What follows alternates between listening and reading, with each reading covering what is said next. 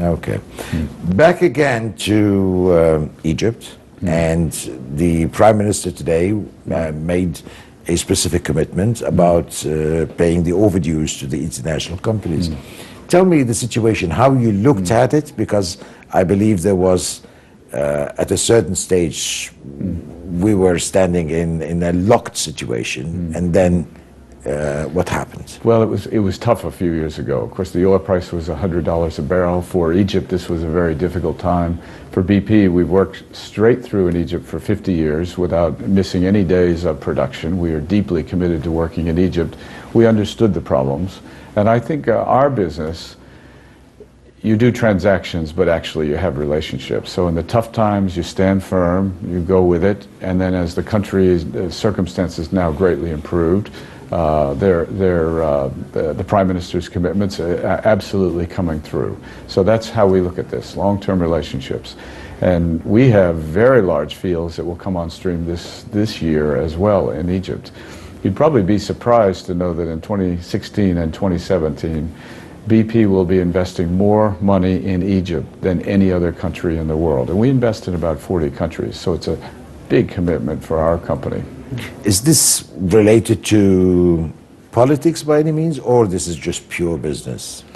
Well, I think oil and gas always has an element of politics to it. That's just the nature of what it is. It's always on the strategic radar of countries. So we try to stay out of politics ourselves, but we try to work with governments. And currently, there isn't a country in the world that I know of now where the president, a prime minister, and energy minister are more supportive and cutting through red tape so that decisions can be made quickly. And that's also important for us.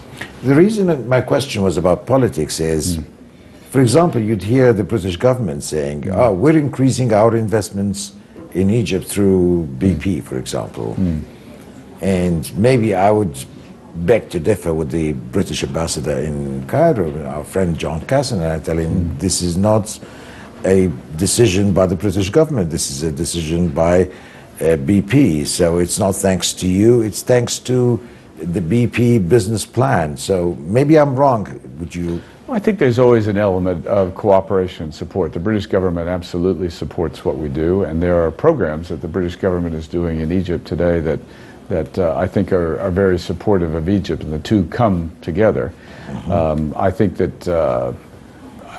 there has to be an element of support, but the British government doesn't underwrite what we do. For example, I know that we are always saying to the British government, we think that getting more airplane flights back would be good for Egypt and for Britain. We pass those messages back, and I see the British government now has 41, well, not the British government, but British flights a day, 41 flights a week in and out of Egypt now, so it's coming back. So we find ourselves in some ways of being supportive of Egypt to the British government and vice versa.